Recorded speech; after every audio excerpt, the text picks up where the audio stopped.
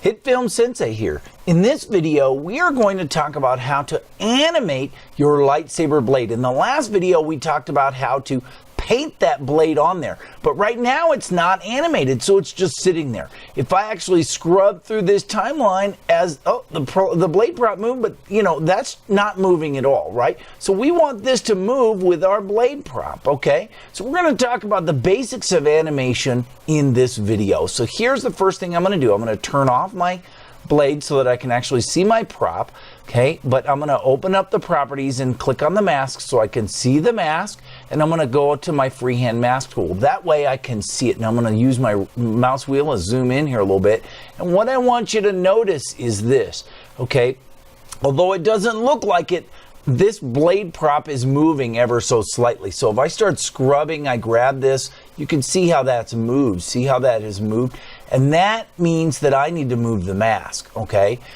Even though it didn't look like I didn't move it until there, I actually have been moving it the whole time. And it looks very amateurish if that blade prop is, or the blade mask, is just sitting there and the prop is moving around even slightly, okay? So we are going to do what's called keyframe the masks. Keyframes are the way that you tell the software, hey, I want these points to move over time. As the frames change, these are going to change, okay? As the playhead moves forward in its playing, okay? So here's how you do it. You go to masks. You click on the mask arrow there and bring down your properties. You're going to go to transform, and the path of the mask is what we're looking for, okay? The path is what's important. And there's a little circle here. In fact, there's little circles on all of these, but we're only going to use the path. You're going to click on that circle, okay? And that highlights it, creates a button inside of it. And this is a keyframe right here, okay? This has now told the software that this is on this frame, I want this to be right here, okay? Now, if I move forward a frame, right? Or 2, or 3, or 4, or 5, 6, 7, 8, 9, maybe, okay? I move forward 10 frames here, right? Here's the thing, and now I'm on frame 10. You can always see the number. I am now going to move those keyframes, or those masking points, and you'll notice that when I did that, I created a new keyframe. So now on this frame, I told it I want that to be there. Now I'm going to use my mouse wheel and slide down, and I'm going to move these because obviously these have probably moved a little bit too. Okay, I'm going to slide back up using my right mouse button. Okay, now what about all the frames in between? Okay, and I'm going to use this slider to just expand this and make it bigger so you can see all those frames in between. So now I have 10 frames here. This is the 5th frame right here, the 10th frame. But and what happens is the software itself will actually extrapolate in between. And what that means is it will figure out where halfway is. So halfway is about there, right? On the 5th frame, right? And it has slid. So as that moved, it moved to the new place. Sometimes it's not exactly right. In fact, most of the time it's not right, okay? Although that's pretty darn close. Now see, that's a little bit off, so I probably would come in here and make an adjustment, and notice it makes a new keyframe for me, okay?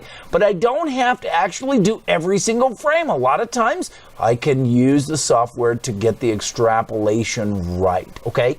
Now, the faster the lightsaber blade moves, then the more you will need, more frames you will actually have to hand paint yourself. That I'm going to tell you right now. If I were to re-grab that blue lightsaber footage, you will see that it moves as the prop blade moves, okay? See how that's moving? You can see it. And that's actually not very good. I probably would have to go in and work on that some more. Also, you can sort of see the blade, the prop itself. We can't have that, obviously, so that's not good. But you get the idea of how to animate the prop blade itself. If I were to slide out to the full screen, then you can see that as the prop blade moves, my lightsaber mask is moving as well, okay? Now, I haven't animated past there, so if I keep, let me slide back out here. And if I keep going, then you'll see, oh, it didn't, so I'm going to have to mask this piece right here, that big piece, you see. But that's how you do it. You start working that little blade every step of the way. I'm on frame number 10, right?